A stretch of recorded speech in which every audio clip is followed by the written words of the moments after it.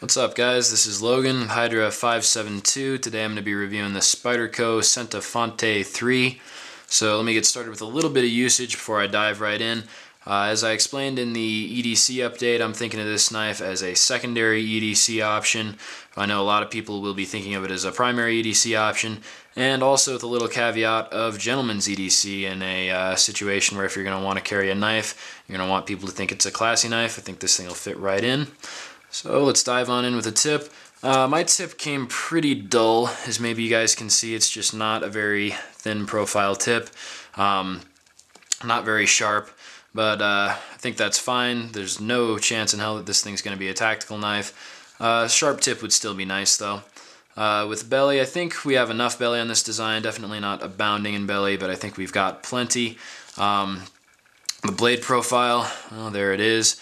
I like it, not spectacular for EDC, but hey, it's not boring at all, and I think it looks great, and I think it'll work fine. The grind is hollow. It's got this nice swedge grind on top. You see that reflect. I like the full flats, but you can't deny in this design it looks good. The steel is VG10 with the Spyderco satin finish. Spyderco does a really nice satin finish, very rust-resistant finish, and looks pretty good too. The retention on the VG10 is pretty good, definitely not a problem. Didn't notice it, didn't have to sharpen it while I was carrying it for review. The sharpening itself, oh, so fun. As you guys can see, I've mostly fixed the problem spots in the blade from trying to cut a metal tie on a box. They came out pretty easy with the Spyderco Sharpmaker coarse stones. Definitely not a problem before I had done that to the blade, and still not a problem after. The deployment, well, you got your Spidey hole, so use it as a thumb stud, use it for the Spidey drops. You get a rotational inertia opening. Yeah, it's just not as fast as using the Spidey hole. I had trouble trying to get a zip tie mod onto this thing. I'm sure if you guys really want one, you'll be able to think up a way to get it to work. The lock, we have a back lock with a Bowie dent. You know, all the Spyderco knives I've ever seen that were riveted with a back lock had some blade play problems, side to side, up and down. You guys can see that. Definitely not a deal breaker. It's not too much. Doesn't feel low quality or anything, just there is some there. Handle, as I just said, stylized FRN. Definitely looks sweet. The sweeping lines, got the little inlaid spider. This side is more plain. That's alright. Go on to ergos. Well, you're not getting much traction out of the FRN. You get a little bit from the lines.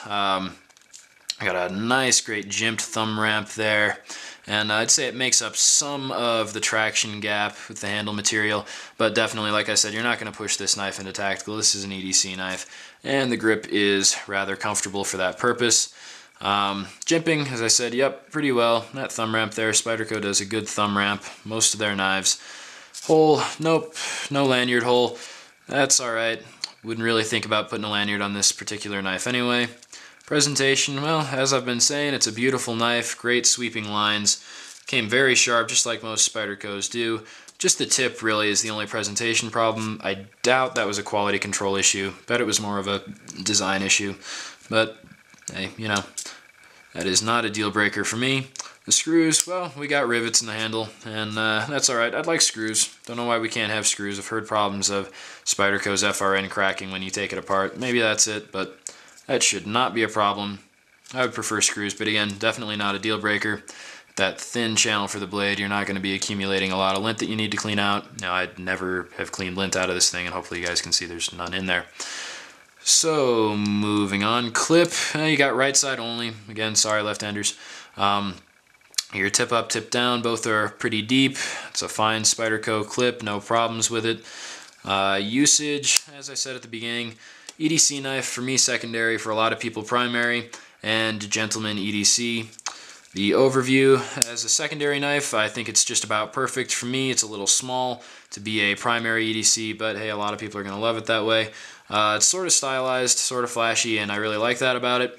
And just the overall pass-fail, I would absolutely give this knife a pass. I love the thing. Go down to my little stats corner, which is more of a specs corner, but I mean, I already printed the sheets out, so. The blade length, 3.125 inches. Handle length, 4.5 inches, the oddly specific overall length of 7.563 inches, blade thickness 0.078 inches, weight 2.5 ounces. Price on Blade HQ at the time of filming was $58.95. The eBay price, $51.95 for a buy it now. So there's a review on this little knife. Definitely like the thing. It's a good steal for this money.